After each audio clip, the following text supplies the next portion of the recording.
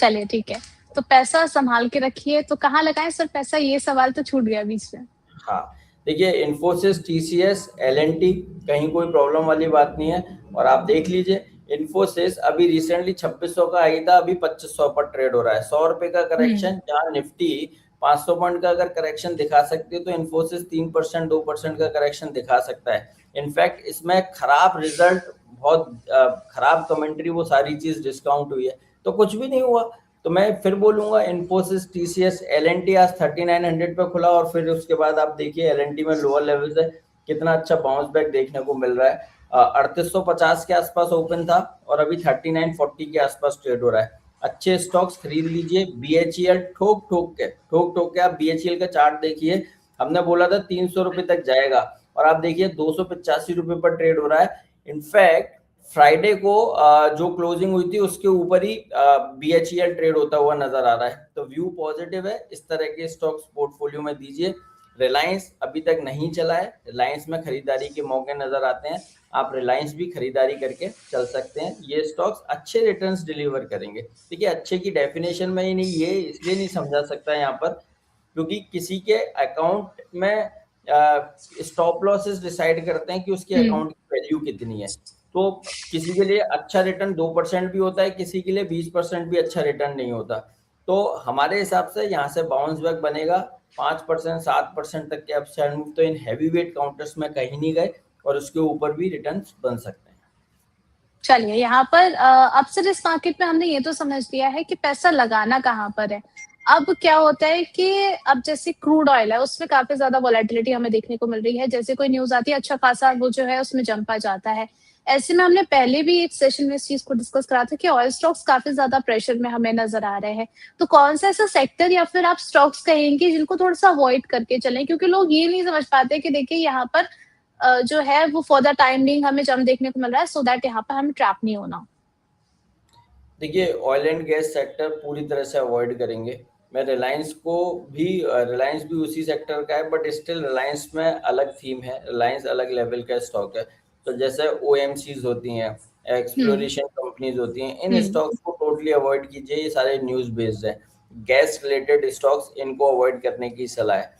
और other than all sectors के जो लाइमलाइट में सेक्टर रहते हैं, that is bank, IT, pharma, capital goods, FMCG, in stocks में आप पैसा डालिए। सदाबहार सेक्टर है जहां पर रैली भी देखने को मिलती है, करेक्शन भी होती है, आपका भी मन लगा हुँ, रहता है। तो पॉइंट ये है कि आप ऐसे स्टॉक्स में पैसा डालेंगे, वोलेटिलिटी भी बनेगी, और वोलेटिलिटी हुँ। में चांसेस रहते हैं आप बुक भी कर सकते हैं, शॉर्ट भी कर सकते हैं।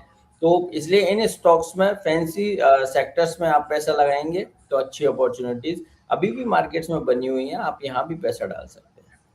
चलिए ठीक है, तो आज के बाज़ार में आपको कहाँ पर इन्वेस्टमेंट करना है, कहाँ पे आपके लिए ट्रेडिंग के मौके बन रही हैं एंड किस सेक्टर को, किन स्टॉक्स को आपको अवॉइड करना है, ये 2 बातें आज आपको जो है वो मेनली पता चली हैं, तो बिल्कुल इसको देख कर के चलिए। अब यहाँ पर सर कुछ खबरें भी निकल कर के आई हैं, उन स्टॉक्स के बारे में भी हम आपसे समझना चाहेंगे कि क्या किया जाए। सबसे पहले मुथूट फाइनेंस को लेकर के खबर है, कंपनी ने 30 रुपीज़ पर शेयर का एक स्ट्रॉन्ग डिविडेंड अनाउंस किया है। अब इन्वेस्टर्स के नज़रिए से सर ये काफ़ी पॉजिटिव सिग्नल निकल कर के आ रहा है। ऐसे में इस काउंटर पर आपका क्या नज़रिया है? क्या इन्वेस्टर्स के लिए ज़्यादा बेहतर है या फिर ट्रेडर्स भी इसको पिक कर सकते हैं? नहीं, ट्रेडर्स भी पिक कर सकते हैं। और स्टॉक में 3050 और 3100 के आसपास एक डबल बॉटम पैटर्न कंप्लीट हुआ है, और वहां से एक काउंटर रैली दिखा रहा है। और जो रैली बन रही है ये अच्छी रैली है, हुँ, अभी और स्ट्रेच कर सकता है। और अब आने वाले दिनों में 3900 तक के अपसाइड मूव देखने को मिल सकते हैं, तो व्यू पॉजिटिव है। और थोड़ा यहाँ खरीदारी का माहौल नहीं है, तो थोड़ा सा वेट कर लीजिए। जिसके पास पोजीशन है स्ट्रिक्ट आपको होल्ड करके ही चलना है, किसी भी तरह की कोई टेंशन नहीं है।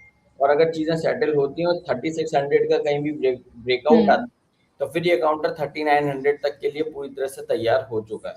तो बिल्कुल यहाँ पर होल्ड करने की सलाह है। जिसके पास पोजीशन है 3400 के एसएल से होल्ड करके चलने की सलाह है। चलिए, तो यहाँ पर इस स्टॉक पर इस सलाह को आप देख कर के चल सकते हैं।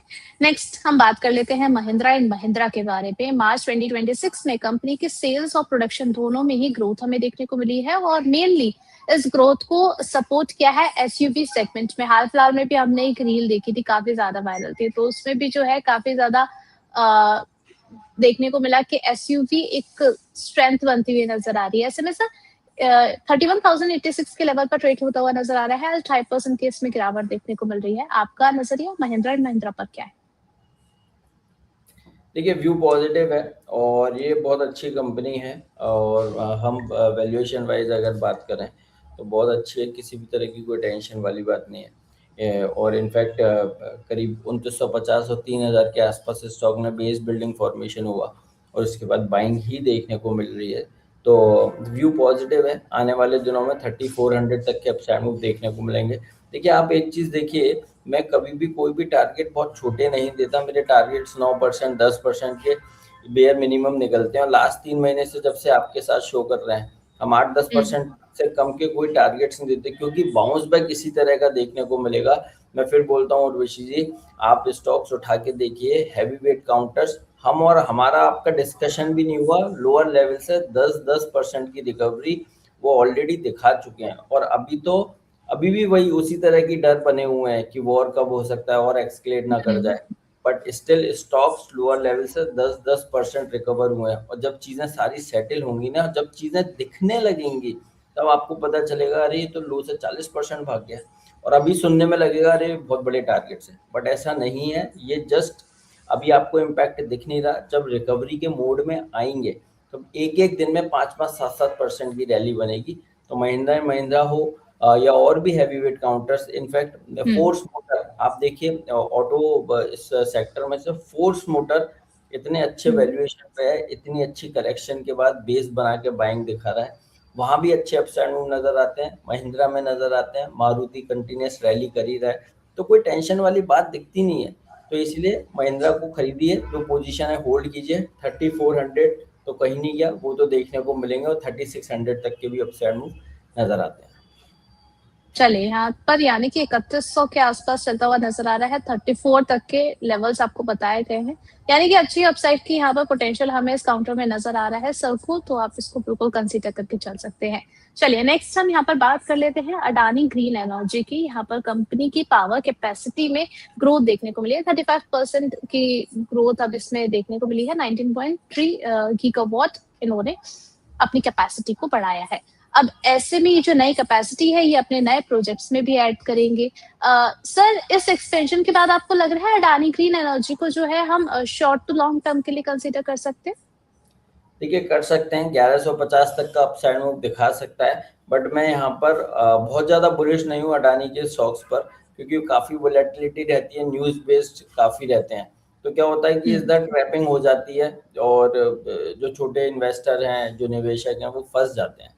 तो इसलिए मुझे अदानी के केवल 2 ही स्टॉक पसंद है। मेरा कोई कॉन्फ्लिक्ट नहीं है, बट मुझे कॉन्फिडेंस नहीं आता अदानी स्टॉक्स पर। केवल 2 ही स्टॉक्स मुझे पसंद आते हैं, that is Adani power and Adani ports. तो इनमें आप कभी भी मुझे बोलेंगे तो मेरा व्यू बहुत पॉजिटिव रहता है इन दोनों ही स्टॉक्स में। अदर देन दीज 2 स्टॉक्स मैं हमेशा अवॉइड करने की सलाह देता हूँ, बट कॉन्फ्लिक्ट नहीं है कुछ भी, बट मुझे कॉन्फिडेंस आता नहीं है। तो अदानी ग्रीन किसी के पास भी है, आप होल्ड करके चल सकते हैं। नया बाय करने की मैं तो सलाह नहीं दे पाऊंगा, और बाउंस बैक में 1150 तक के अपसाइड मूव नजर आते हैं। और नया बाय करना है तो मेरा रिक्वेस्ट रहेगा, सजेशन रहेगा, मेरे अलावा आप किसी और एनालिस्ट से पूछेंगे तो शायद वो